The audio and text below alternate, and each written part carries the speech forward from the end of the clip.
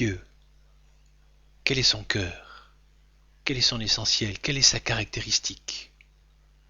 Nous l'avons vu la première fois, Dieu est amour. Et immédiatement, nous nous étions posé la question, mais comment se fait-il, puisqu'il veut nous partager cet amour, comment se fait-il que je n'expérimente pas cet amour? Et la réponse, parce que mon cœur profond est comme habité par le péché, parce que je suis pécheur, pécheresse. Et quelle est la conséquence de mon péché? Je suis malheureux, malheureuse. Je suis voué à l'insatisfaction, à la peur et à la mort. Alors y a-t-il une solution? Est-ce que je peux m'en tirer seul? Non, cela serait déjà fait. La solution ne peut venir que de Dieu lui-même. Et cette solution a un nom, Jésus-Christ. Jésus-Christ. Mais qui est ce Jésus-Christ? Quel est son cœur, son essentiel? Quelle est sa caractéristique même? Eh bien, cela sera aujourd'hui notre question. Cela sera notre réponse. Qui est Jésus-Christ? Révélation du cœur de Jésus. Oui, c'est une bonne nouvelle. C'est la bonne nouvelle du salut. C'est une super bonne nouvelle, tu vas voir. Et c'est pas de la balle. Tu te souviens du premier enseignement, la première question qui est Dieu? J'avais donné un témoignage perso sur l'aumônier de mon lycée, à qui j'avais posé la question comment Dieu peut-il être un et trois en même temps? Et qui m'avait répondu par l'exemple du triangle équilatéral. Un seul triangle mais trois côtés égaux, une seule figure mais trois angles égaux. Tu te souviens? Eh bien, c'est vrai qu'il n'y a qu'un seul Dieu qui existe en trois personnes. Le Père, le Fils et l'Esprit Saint. C'est ce que l'Église proclame dans le Credo. Credo, cela veut dire en latin « je crois ». Je crois quoi? Accrochons-nous un peu, c'est surprenant. Voici le texte. Je crois en Dieu, le Père Tout-Puissant, Créateur du ciel et de la terre, et en Jésus-Christ, son Fils unique, notre Seigneur, qui a été conçu du Saint-Esprit, il est né de la Vierge Marie, il a souffert sous Ponce Pilate, a été crucifié, est mort, a été enseveli, est descendu aux enfers. Le troisième jour, il est ressuscité des morts, il est monté aux cieux, d'où il reviendra pour juger les vivants et les morts. Je crois au Saint-Esprit, etc., etc., j'arrête, ça suffit pour l'instant. Dans cette proposition de foi, dans ce credo, le Christ est Jésus, est donc Dieu, Fils du Père. Le Christ est Dieu, Fils du Père. Et Dieu le Père était plus qu'embêté, c'est une façon de parler, hein. Le Père était embêté de voir que l'humanité, les hommes, par Adam et Ève, étaient sur le chemin de la mort. Un père peut-il abandonner ses enfants à la perdition et au malheur? Pas lui, pas lui. Alors, sachant que la blessure du péché originel, on en a parlé la dernière fois, avait tellement affaibli les hommes et les avait rendus peureux de Dieu, sachant que les hommes ne pourraient s'en tirer tout seuls, il a dit « Qui enverrai-je » Et on trouve la réponse dans un psaume de la Bible. Le Fils, Dieu le Fils, le Christ a répondu « Me voici, je viens faire ta volonté, envoie-moi, Père. » Et c'est là quelque chose de fantastique dont il faut prendre conscience. Dieu, plus que le roi des rois, qui était bien au chaud, à l'aise, cool dans son ciel, vient prendre la condition humaine. Dieu vient prendre la condition humaine. Non pas comme les dieux mythiques, Jupiter, Zeus et leurs cliques, qui visitaient parfois la Terre en prenant une apparence humaine. Non pas non plus en prenant un parachute spécial pour descendre du ciel vers la Terre, mais en prenant toute la condition humaine. Mais en prenant toute la condition humaine, en acceptant d'être conçu et porté par une femme, une vierge, Marie de Nazareth. C'est ce qui vient d'être exprimé dans le credo qui dit la foi de l'Église. Jésus, le Fils de Dieu, a pris la condition humaine, comme nous, comme toi, comme moi. Et c'est aussi ce que Paul, l'apôtre, dit aux chrétiens qui habitent une ville appelée Philippe. Donc, Philippiens 2, 6, 8. Lui, le Christ Jésus, ne retint pas jalousement le rang qu'il égalait à Dieu, mais il s'anéantit lui-même, prenant la condition de serviteur, et devenant semblable aux hommes, s'étant comporté comme un homme, il s'humilia plus encore, obéissant jusqu'à la mort, et à la mort sur une croix. Aussi Dieu l'a-t-il exalté. Voilà un exemple de mort intérieure dont on parlait la dernière fois. Mais qu'est-ce que ce passage veut dire concrètement? Cela veut dire que l'homme était bloqué, l'homme était perdu dans une vie absurde, douloureuse, marquée par la souffrance, la peur, la mort. Mais Jésus est entré dans l'histoire des hommes, dans la réalité de notre terre et de notre humanité, c'est-à-dire qu'il est venu dans notre vie quotidienne. Il a connu la vie quotidienne des hommes, comme toi, comme moi, tentation, souffrance. Il a connu la mort. Mais, il y a un mais de taille, il est ressuscité. Il est ressuscité. Alors tu peux dire, c'était il y a 2000 ans cette histoire. Je connais. Cela ne change rien. Tu peux dire, bon, c'est quoi cette histoire de croix? La croix, je suis habitué. C'est un signe, un symbole, point barre. Non, non, non, non. Le film La Passion de Mel Gibson vient bien montrer que ce que Jésus a vécu comme souffrance et comme mort pour nous, c'était pas qu'un symbole. D'autant plus que maintenant, la mort et la résurrection du Christ, cela te concerne personnellement maintenant. Oui, cela te concerne. Car je viens de dire une chose extraordinaire. T'as peut-être pas tilté.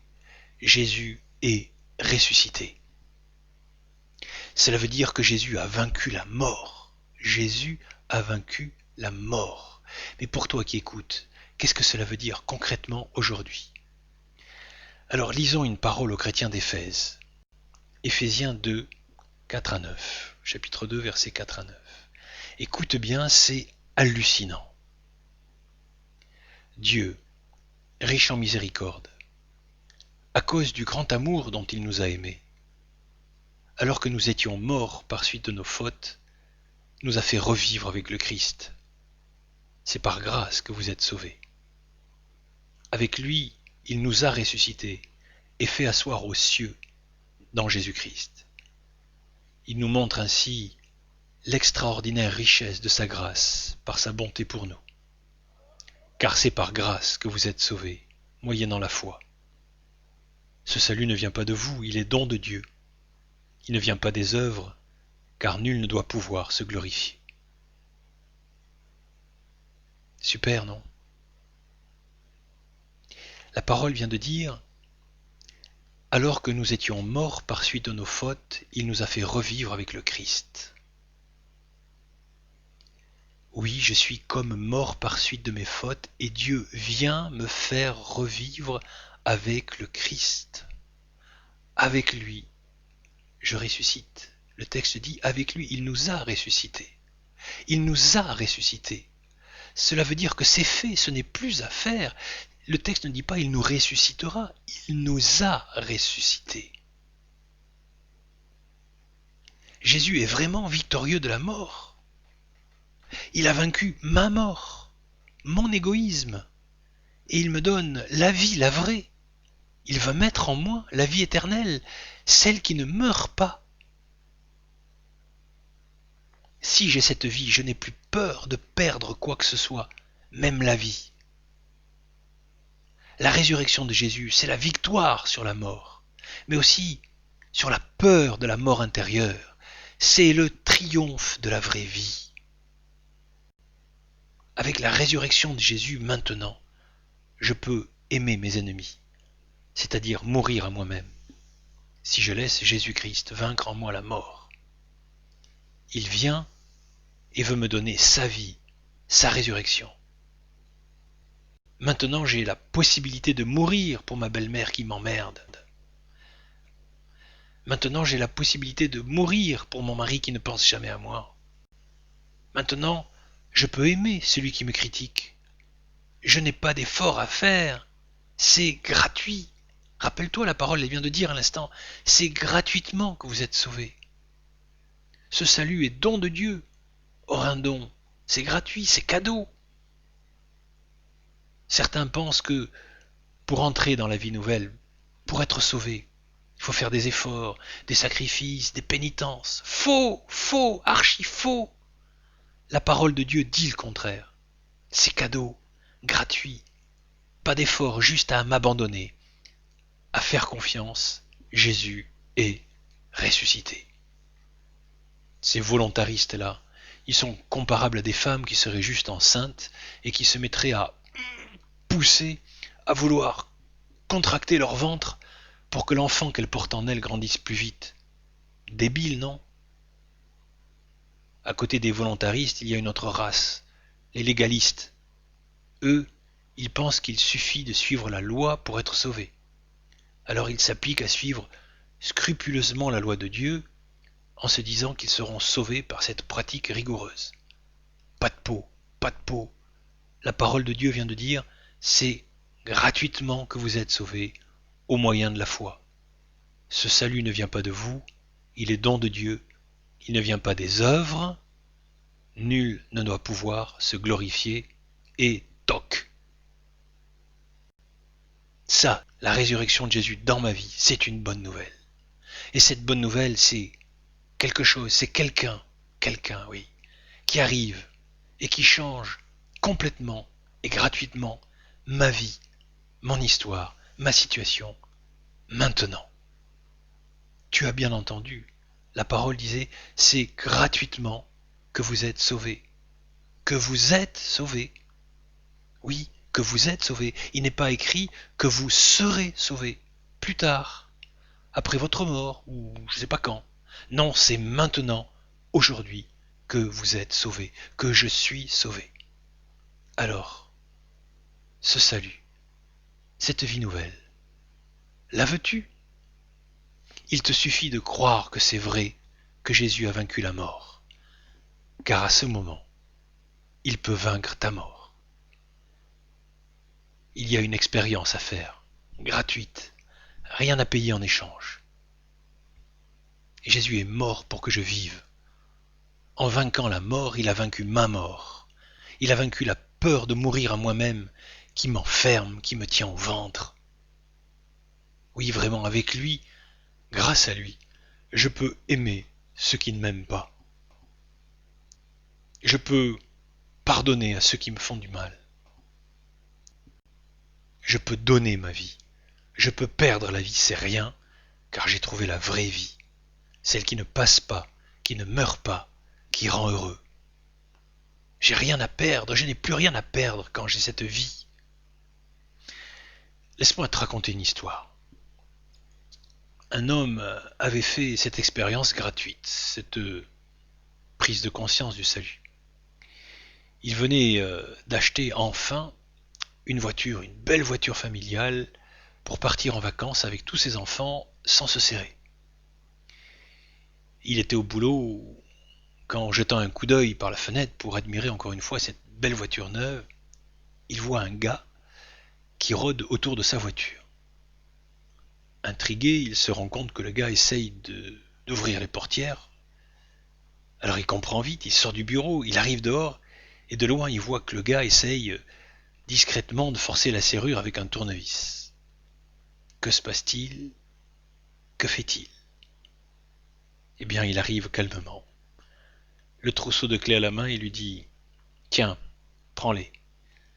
Ça ne sert à rien de l'abîmer, mais si tu veux me la ramener... » Et le gars, le voleur, est abasourdi, stupéfait, pétrifié quelques secondes, et il se met à détaler comme un lièvre. Aucune violence.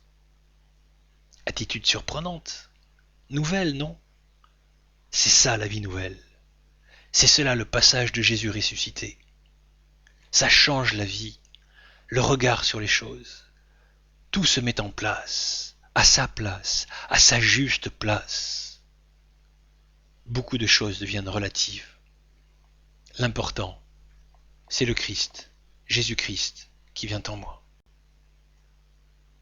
Si je veux, maintenant, aujourd'hui, j'accepte de mourir à moi-même et je ressuscite avec Jésus-Christ. Ok? Mais tu vas me dire, mais comment? Comment? C'est tout simple. Il suffit de croire pour expérimenter la présence de Jésus ressuscité dans ma vie. Rappelle-toi, Éphésiens 2,8 disait « C'est gratuitement que vous êtes sauvés au moyen de la foi ». Alors, c'est quoi la foi? La foi, c'est d'abord, premièrement, c'est un don de Dieu. Un don. Encore un. Ensuite, deuxièmement, la foi, et c'est ce qui nous intéresse aujourd'hui, c'est la capacité de reconnaître la présence de Jésus. C'est la capacité de reconnaître la présence de Jésus. Et oui, si Jésus est ressuscité, il est vivant.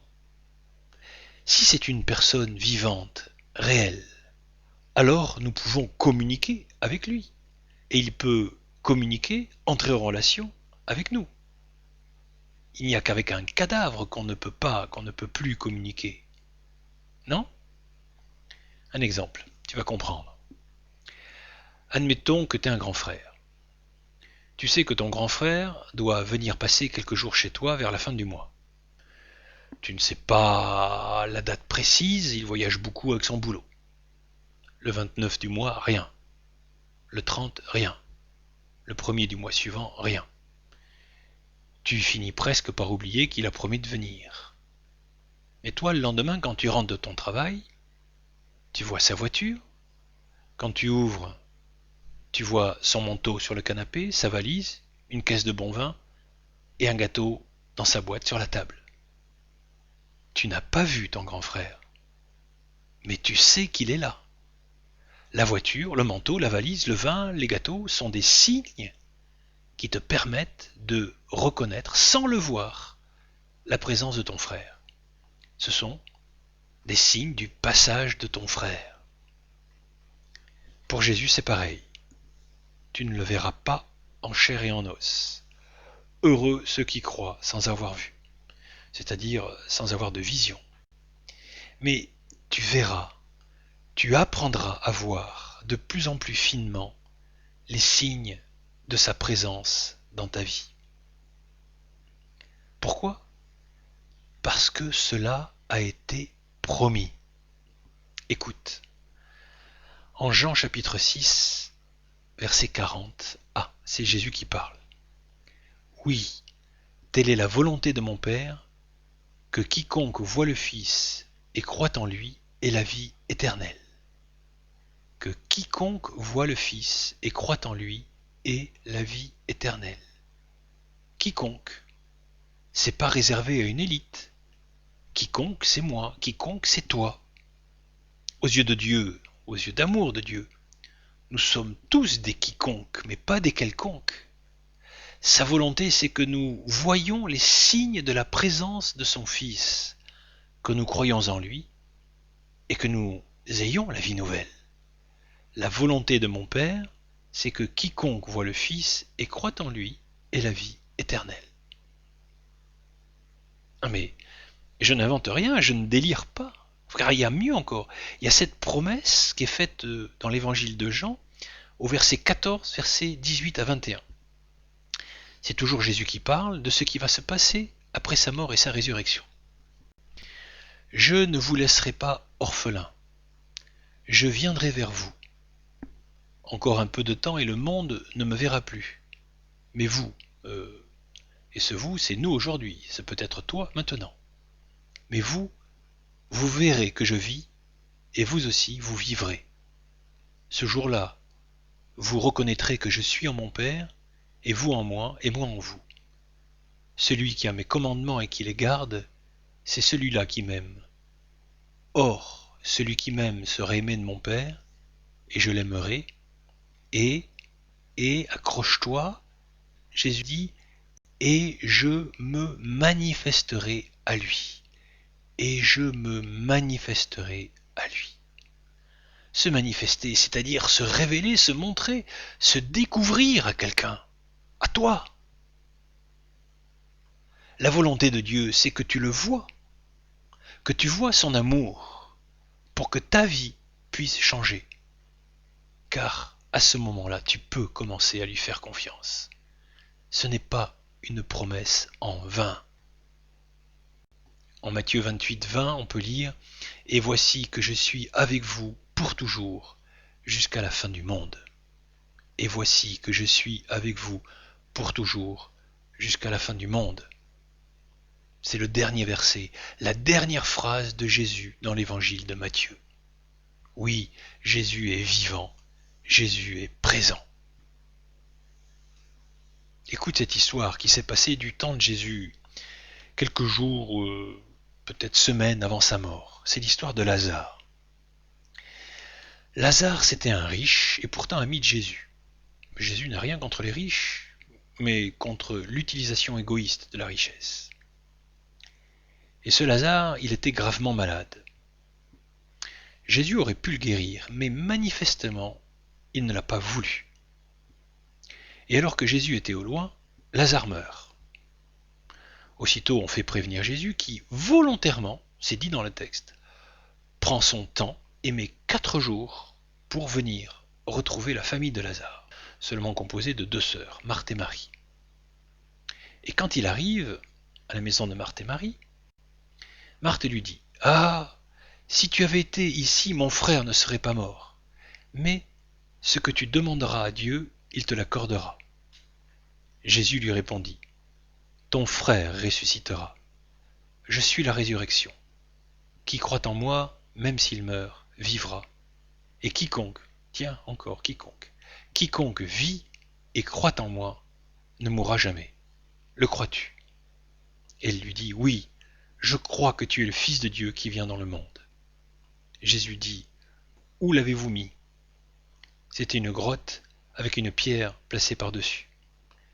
Jésus dit « Enlevez la pierre. » Marthe lui dit « Seigneur, il sent déjà, c'est le 4e jour. » Jésus lui répondit « Ne t'ai-je pas dit que si tu crois, tu verras la gloire de Dieu ?»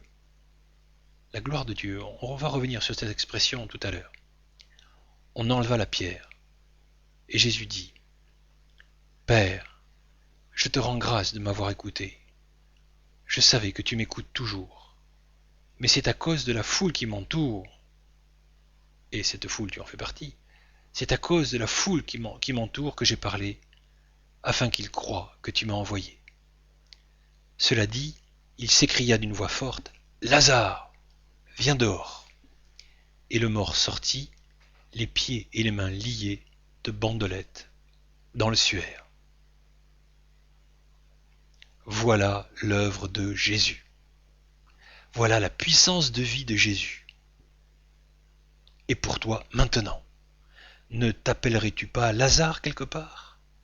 Ne serais-tu pas dans une sorte de tombeau? Jésus dit à Marthe, ne t'ai-je pas dit que si tu crois, tu verras la gloire de Dieu? En hébreu, gloire se dit kévod. Et à l'origine, la racine du mot kévod exprime la densité de poussière que soulève un troupeau quand il se déplace dans le désert, dans la steppe. Donc plus le troupeau est important, plus le nuage de poussière soulevé est important. Le kévod manifeste ainsi la densité du troupeau, la présence en quantité de bêtes. Donc quand Jésus parle de la gloire de Dieu, du kévod de Dieu, je te dis que si tu crois, tu verras le kévod de Dieu. Cela veut dire, je te dis que si tu crois, tu verras le poids de la présence de Dieu. Je te dis que si tu crois, tu verras le poids de la présence de Dieu. Alors maintenant, voyons de quelle manière Jésus est vivant et présent. Eh bien, il y a deux sortes de présence. Il y a la présence doctrinale et la présence d'expérience de vie.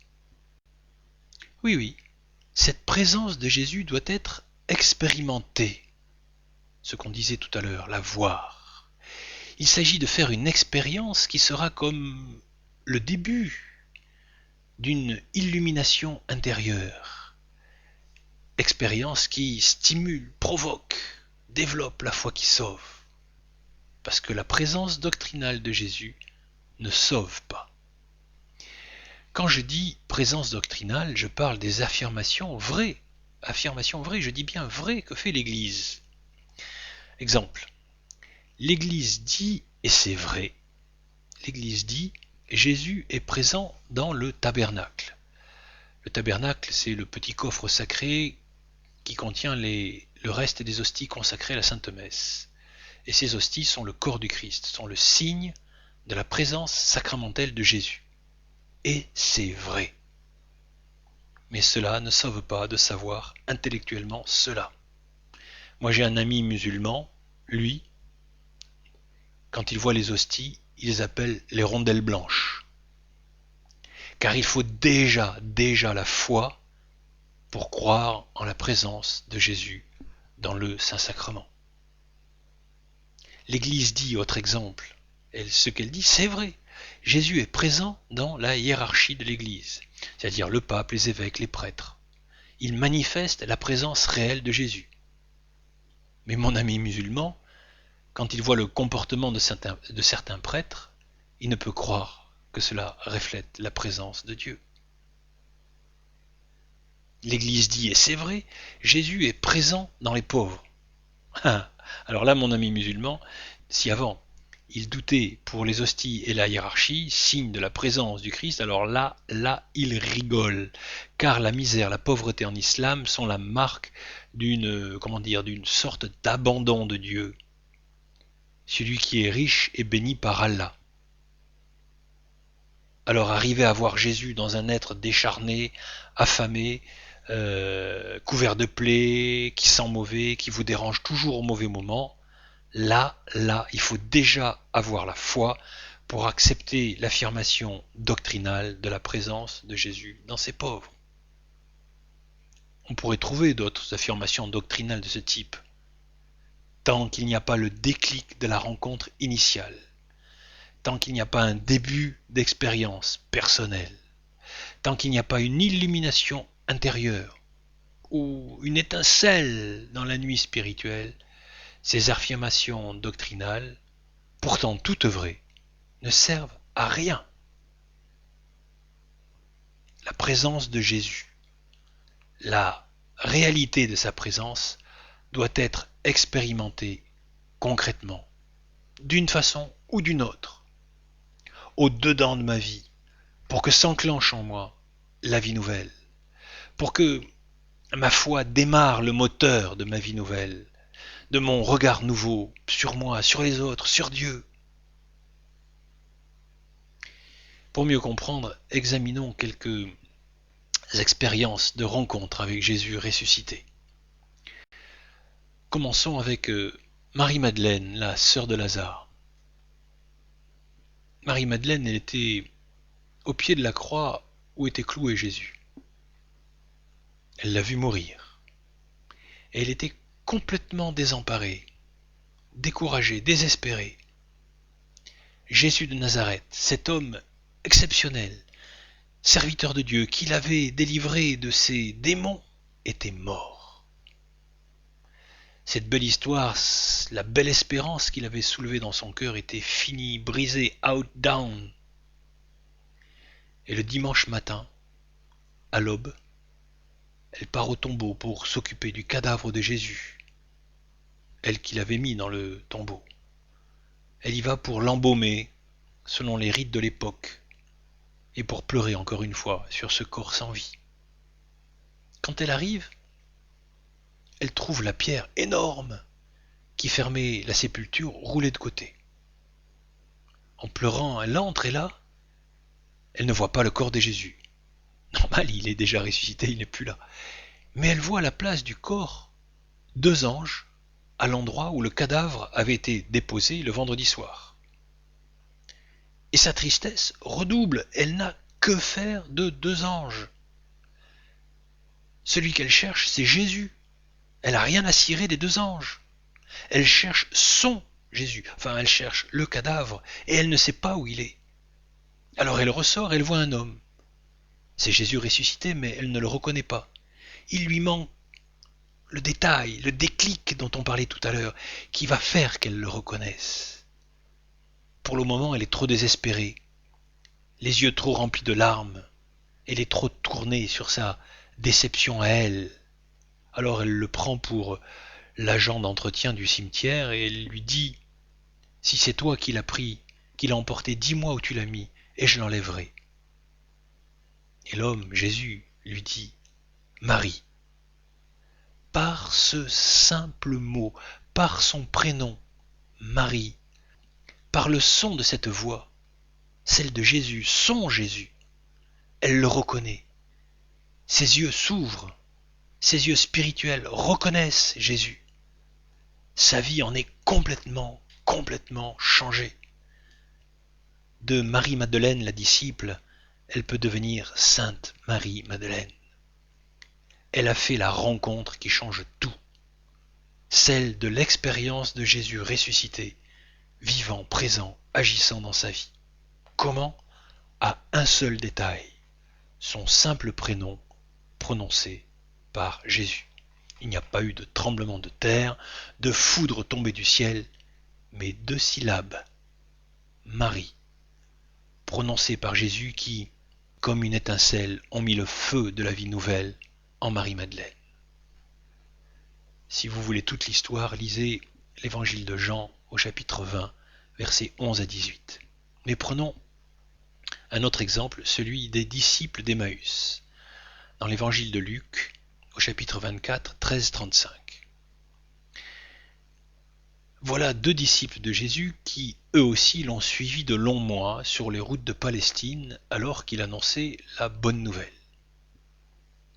Ils avaient vu les miracles, les nombreux miracles de Jésus, ils avaient entendu sa parole, et ils avaient pensé que c'était lui le grand prophète, le Messie. Ils avaient mis leur espérance en lui. Et voilà que tout était fini, khlas, rideau, tout s'écroule. Jésus a été mis à mort vendredi, on est dimanche soir, ils rentrent chez eux, le cœur lourd. Un homme les rattrape et leur demande pourquoi ils tirent une tronche comme ça.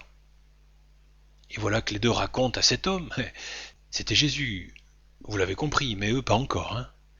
Et voilà qu'ils racontent à cet homme toute l'histoire de Jésus, ce prophète puissant en œuvre et en parole, qui a été livré par les chefs des Juifs pour être condamné à mort et crucifié.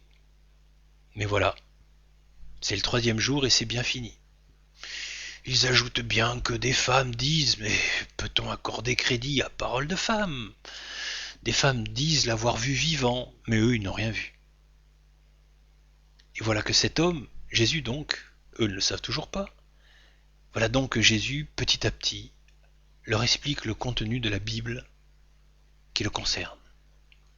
Et après plusieurs kilomètres d'explication, ils arrivent à un village nommé Emmaüs. Là, ils s'arrêtent pour manger car il se fait tard. Ils sont à table, et quand l'homme, Jésus, prend le pain pour le rompre en prononçant la bénédiction, leurs yeux, aux deux pèlerins, s'ouvrent et ils reconnaissent. C'est Jésus. Jésus. Mais à peine reconnu, à peine retrouvé que Jésus disparaît. Et les voilà, le cœur brûlant, qui refont le chemin inverse en courant, qui reviennent en toute hâte, et 11 kilomètres s'il vous plaît, pour dire, annoncer, proclamer, Jésus est vivant. Leur vie a changé, leur désespoir, leur tristesse ont disparu. Comment? À un signe ridicule que l'on pratique tous les jours, rompre le pain. Jésus, dans ce geste quotidien, banal, a manifesté sa présence. Qui dira que c'est compliqué de faire l'expérience de la rencontre? Prenons un autre exemple. Bon, celui-là, c'est plus musclé, c'est plus spectaculaire, c'est vrai. C'est pour Paul l'apôtre. Paul, avant sa conversion, il s'appelait Saul. Il était sûr de lui, certain de sa supériorité de pharisien, et on le retrouve quelque temps après la mort de Jésus en train de persécuter avec rage, oui avec rage, les premiers chrétiens. Un jour, il a l'idée de se faire envoyer à Damas, en Syrie. Pourquoi faire?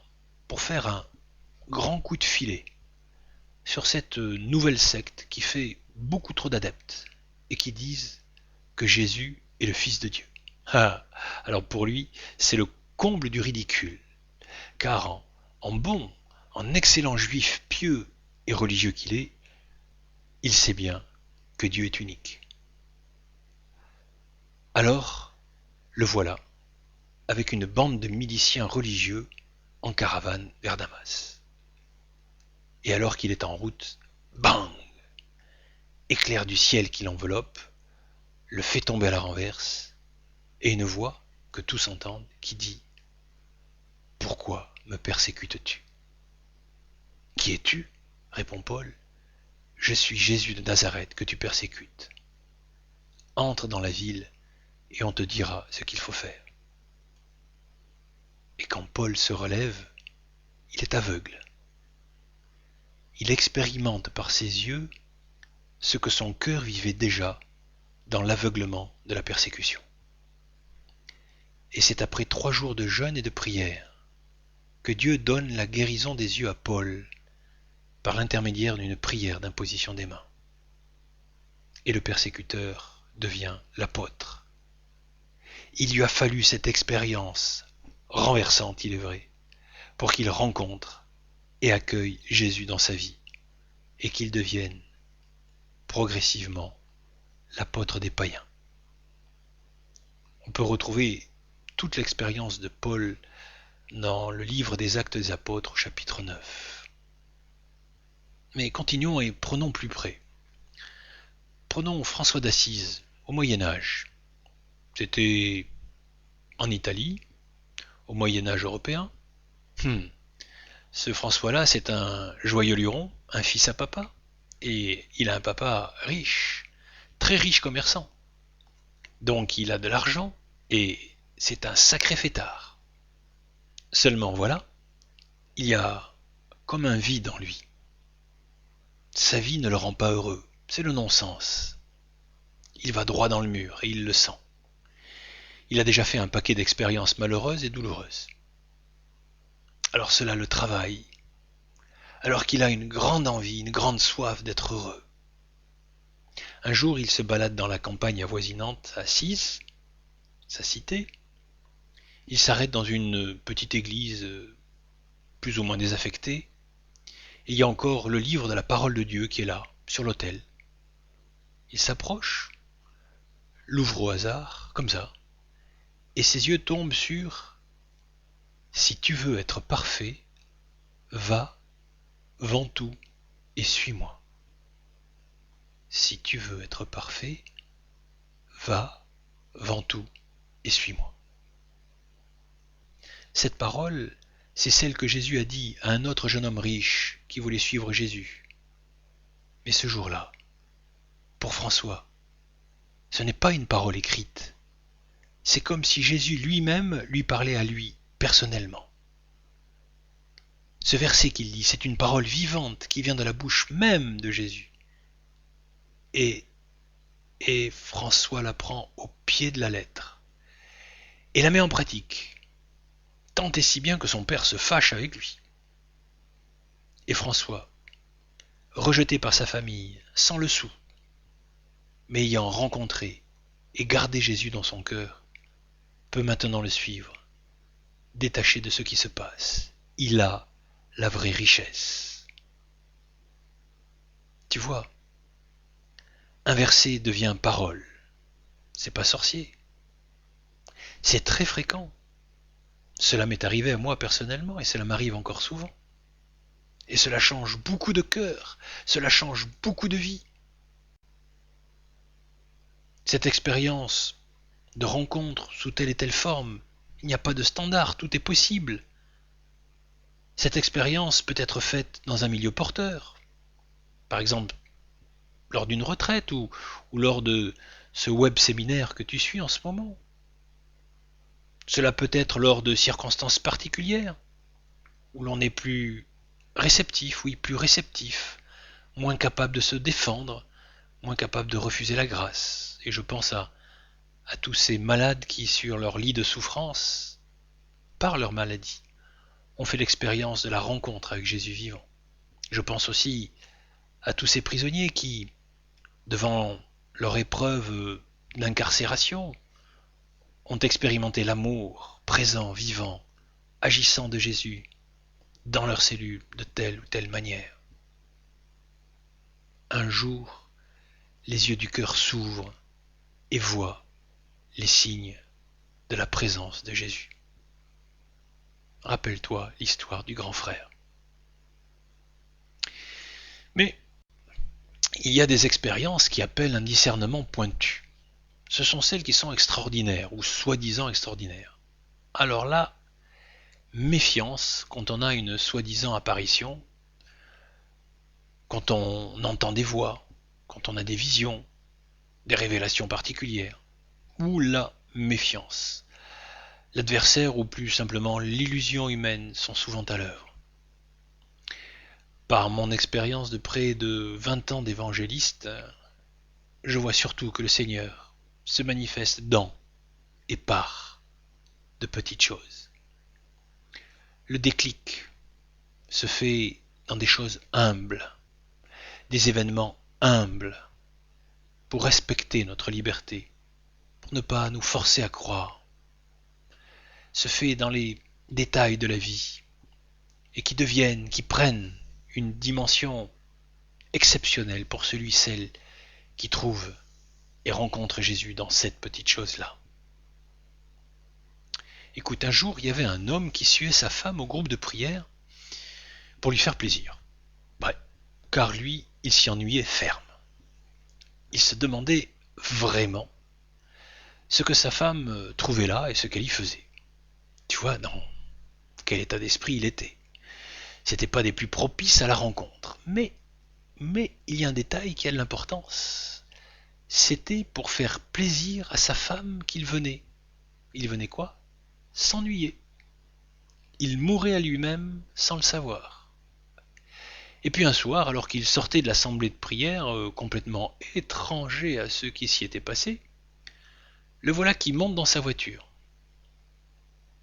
Il se voit mettre la clé dans le contact. Il réalise qu'il suffit de tourner la clé pour que la voiture démarre.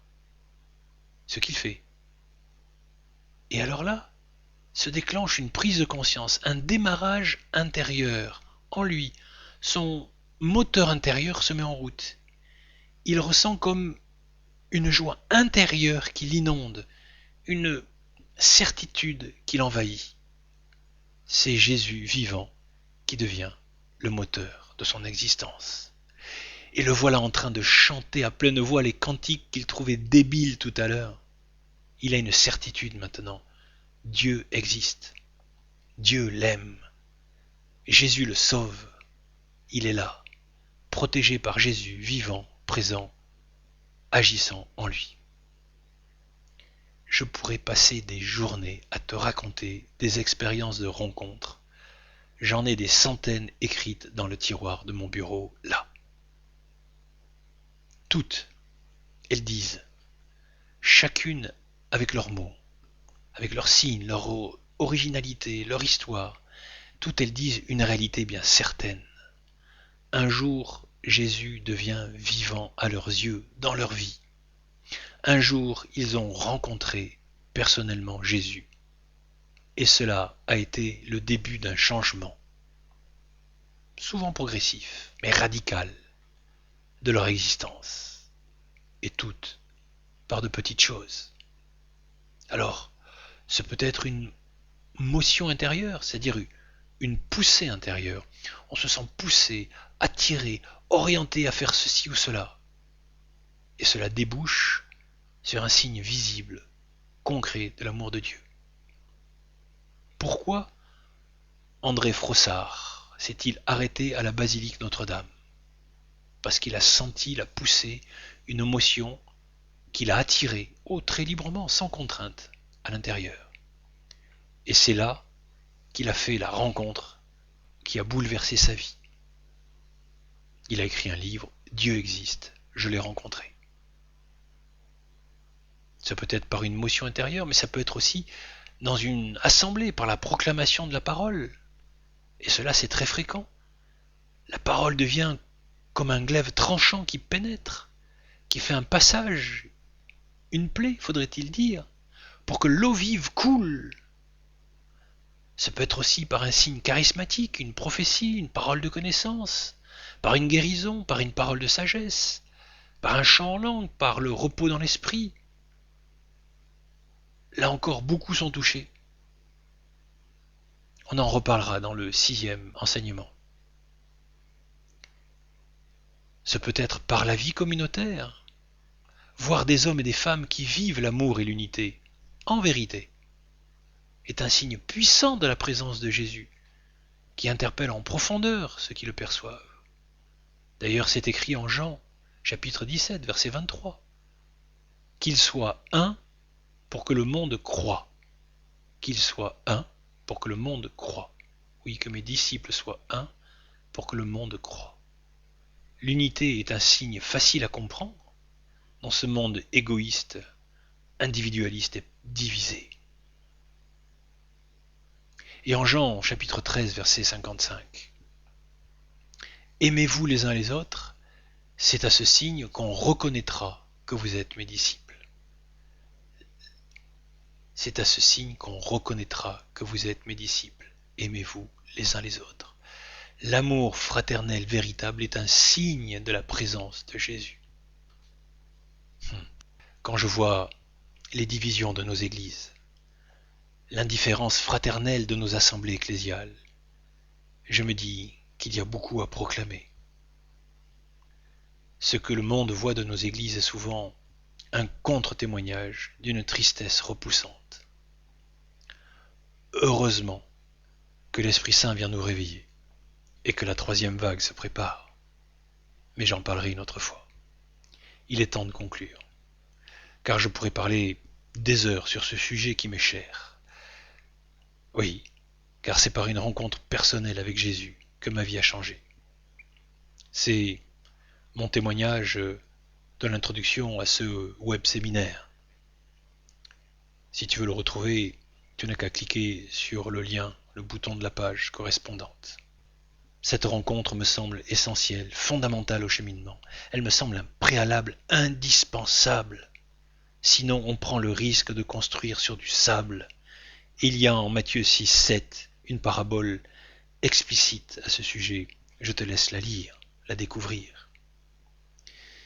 J'ai d'ailleurs fait 4 cassettes d'enseignement sur la rencontre pour expliquer encore plus les aspects et l'intérêt de prendre conscience et de développer cette rencontre. Sinon, le plus souvent, elle a lieu, mais on l'oublie, elle se dessèche, et notre foi devient doctrine, style de vie, rite sclérosé, pratique desséchée, etc. Répondons à notre question. Qui est Jésus-Christ? Jésus-Christ, c'est la solution de Dieu à mon problème. Qui est Jésus-Christ? Jésus-Christ est la solution de Dieu à mon problème. Je ne peux pas vivre l'amour, car je suis marqué par le péché, par les mauvaises habitudes. Alors Jésus vient dans ma vie pour me rencontrer et pour me révéler l'amour du Père. Jésus vient dans ma vie pour me rencontrer et me révéler l'amour du Père. Oui, grâce à Jésus-Christ et avec lui, je peux être heureux. Ma vie peut changer. Il est mort pour que je ne meure plus. Il est ressuscité pour que ma vie soit renouvelée. Il est vivant pour que je vive. C'est cela la bonne nouvelle. Il suffit de croire avec mon cœur que Jésus est mort et ressuscité pour moi. Il est vivant, aujourd'hui. Mais ce n'est pas tout. Rendez-vous la semaine prochaine. On va découvrir ensemble d'autres aspects personnels de la bonne nouvelle dans ma vie, dans ta vie. D'autres aspects fantastiques du cœur de Jésus à l'œuvre dans ma vie, dans ta vie. Mais avant ce rendez-vous, je te propose de bien comprendre, de mieux comprendre cette façon spéciale de Jésus pour manifester sa présence, pour manifester sa mort et sa résurrection en nous communiquant sa vie. Généralement, à ce moment-là, on s'ennuie intensément. Pourquoi ? Parce qu'on ne sait pas ce qui s'y passe. Et on passe à côté de grâces énormes. On passe à côté de grâces énormes. Mais de quoi je parle ? De la messe. Eh oui, surprenant, hein ? De la messe. La messe, c'est le lieu où l'on célèbre la résurrection du Christ et où les participants ont une gueule d'enterrement. Il y a problème, non ? Il faut faire quelque chose. Alors dans 3 jours, tu pourras accéder sur cette page qui essaiera de te faire comprendre ce que c'est que la messe, ce qui se passe durant l'Eucharistie, comment on peut entrer dans ce mystère fabuleux et s'en nourrir. Les prochaines célébrations auxquelles tu participeras seront peut-être après aussi éteintes extérieurement, mais toi, tu pourras flamber de l'intérieur, enfin, si tu veux. Allez, bonne route avec Jésus et que ton Emmaüs ne tarde pas. À bientôt, j'espère. Jésus est vivant, ressuscité. Il frappe à la porte de ton cœur. Amen. Alléluia.